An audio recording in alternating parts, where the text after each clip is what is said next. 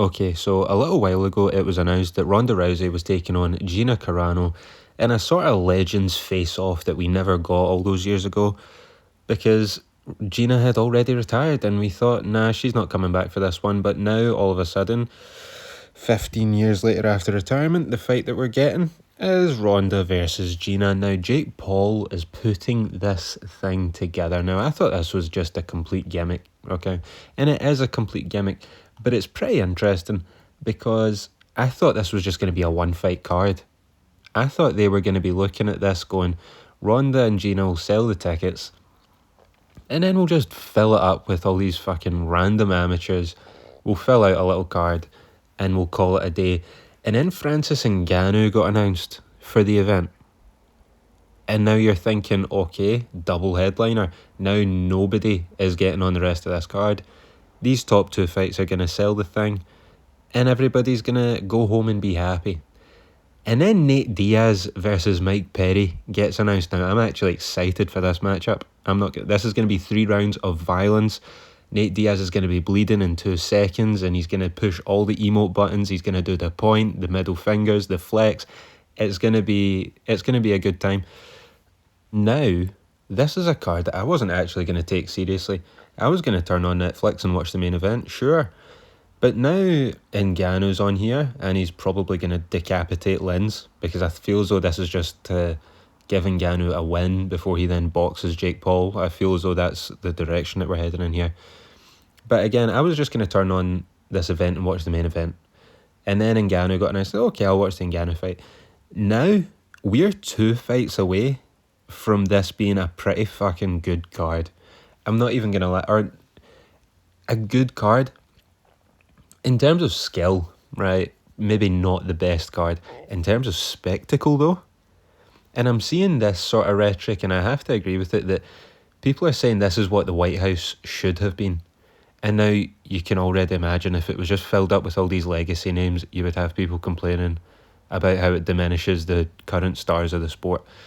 But Jake Paul has actually exposed something here, and this is why I think he's kind of cooking, because see all these names on this Netflix card? These guys are and girls, are available for UFC. We could have seen the Diaz-McGregor trilogy. We could have had Ngannou back. Dana White doesn't want him back. Can we just... I know the UFC doesn't need money. Ngannou is money, though. You know, like, we couldn't have had... See John Jones asking to get out his contract right now. UFC aren't going to allow that because they know Jake Paul will give John Jones money and we will get Jones and Ngannou outside of UFC. Put it in UFC, right? This is the thing that Jake's doing. Jake is doing this. This card's set for May 16th and the Whitehouse will be a month later, okay? And so you're looking at these names on this card and you're like, see the Whitehouse that has, you know, Lopez and Garcia, a fight that I'm actually kind of looking forward to, and it could be on, you know, a pay-per-view. We could just put Ronda and Gina on there. Like, you know, Bo Nickel versus Dawkins. UFC love putting fucking Bo Nickel on big cards, right? Put him on a big pay-per-view. Put him on 328. 328 is not that strong, right? Put Bo Nickel on that main card, okay? And let's get fucking Diaz and McGregor back in here for a trilogy. Move everything else down the card. And I understand that Dana doesn't want Ngannou back. We won't get Jones and Ngannou. I don't even know if Jones wants that fight, but I think if Jake Paul paid him enough money, he'd take it. But it's now exposed that these are the names that are actually on the table here. And now you can't help but look at that Whitehouse card and think what we could have had. And it's exposed the inability of UFC to actually get the deal done, right? $7.7 billion over the next 7 years. And we're penny pinching, trying to scrimp and save instead of just paying John Jones what the fuck he wants to fight Alex Pereira. And we're not going to pay Ronda and Gina, even though that fight will get more attention than nearly anything else on that Whitehouse card outside of the main and co-main. And fucking Michael Chandler's facing Mauricio Hoffy. and he's gonna get killed out there. You're telling me we couldn't have got McGregor back for that? It's just, oh, right. But now that Diaz is available, who gives a fuck about the Chandler McGregor fight? Can we just close that trilogy off?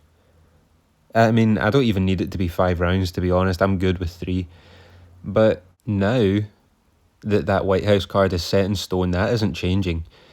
What can change is this Netflix card here, and what else can Jake Paul get on this thing? Who else is out there? Could he pay Demetrius Johnson enough money to get on this card? Now, I don't think so. I don't think DJ needs the money. But, I mean, it would be interesting. Makayev wants to, I think, grapple DJ. Could you imagine setting up that fight there? I don't know if his contract would actually allow it with UFC, but, I mean, let's just ask the question.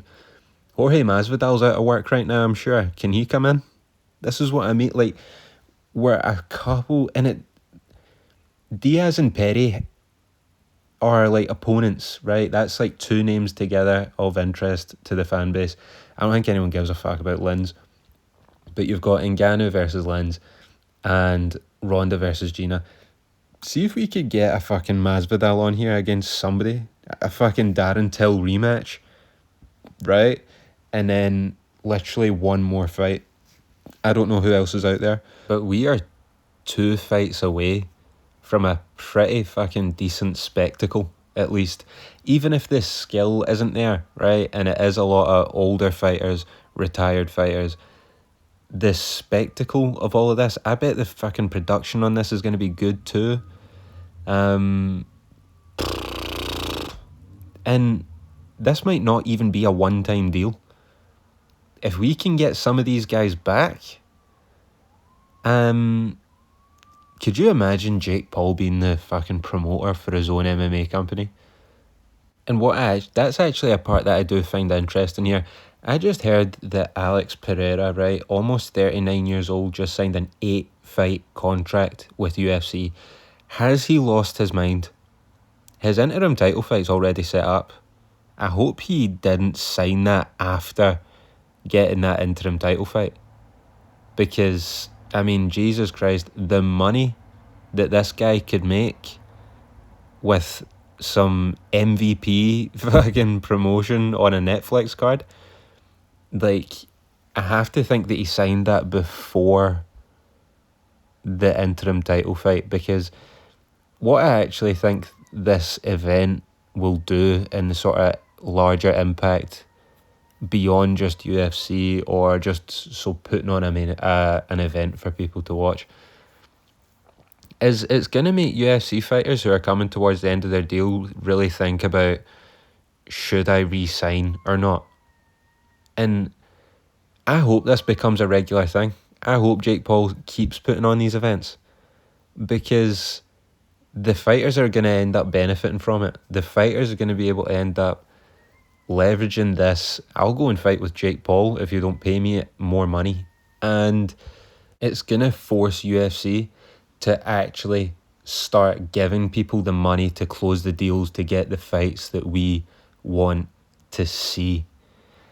And that's really the kicker in all of this. That's where my interest lies. I don't really give a fuck about the fighters. It's great for them. If they can get more money out of this, terrific, right? More money in the sport for the fighters, great. But it's going to fucking force UFC's hand to actually put some of these fights together. I can't believe Alex Pereira signed an 8-fight deal. I think fighters going forward, particularly those that are getting to an age where they can consider retirement, are not going to be signing fucking 8-fight deals. They're going to be signing a 2-fight deal, a 3-fight deal, because they're going to be able to say, Jake Paul's doing this thing across the street and he's going to pay me more money to fight an actual star and make a fight that people want to see. So good for Jake, good for the Netflix card getting this Diaz-Perry fight put together. I'm genuinely looking forward to it. It's likely gonna be a bloodbath, which normally I'm not even that big a fan of. Just like low skill, you hit me, I'll hit you, and we'll just see who's standing at the end of it. But I think this will be genuinely entertaining, and they've managed to put stars on the card, which again, is what the Whitehouse card should have been. It should, see, if you're doing 6 fights, fuck it, make it 5 fights and have every single name on that card be a star. And I don't think you're getting half the complaints that the Whitehouse card is currently getting. Will this card actually be better? I think that's a bit tongue-in-cheek for people online just now, just saying, oh yeah, this cooks the Whitehouse card or whatever. But, I mean, in terms of a spectacle, I mean, look, it's going to be tough to beat the actual setting of the Whitehouse, but in terms of a spectacle, in terms of names, fuck, it's not bad so far. And again, we can get a Masvidal on here and one other fight. I think you've really got something. So, cue the questions for Dana White's next press conference. Ask him everything about this card, and we'll see his face turn even more red than usual, which will be fun. So, look, this isn't even the normal video on this channel, but I actually probably will do predictions for this and will do a reaction to this card, and I probably will actually keep up to date on the news, and if anything big drops, if this card actually does fill out, maybe I probably won't do a video if they just announce one more fight. If they fill out a 5-fight card that I think is like competitive with even like UFC 328, I am going to make a video on it. And that will then probably be before the predictions and the reaction. But we will be following along with this card as it unfolds, as the announcements come. So subscribe to the channel, hit the notify bell for those videos when they drop. We also do retro reviews over here where we're making our way through the journey, the express, the safari through early days of UFC, early days of Pride. That Pride 2 event reaction review will be out soon. We have the UFC London card, which isn't looking great, but we'll still do reaction to it. Evan Murphy coming up, that should be a good fight. And yeah, join us for that. Hit subscribe, hit the notify bell to keep up with that as it comes. Like the video and comment your own thoughts on this card below. I'm actually interested to see what you are thinking about it. Are you looking forward to it? Is this just a complete gimmick and you're ignoring it? I mean, I feel as though Jake Paul's antics always sort of get that reaction where, you know, oh, I'm not watching it, goofy ass shit, and then it comes time for it and then you just watch it anyway. You know what I mean? So, look, I know that you're going to watch this card. Tell me what you think about it. And I will see you all next time.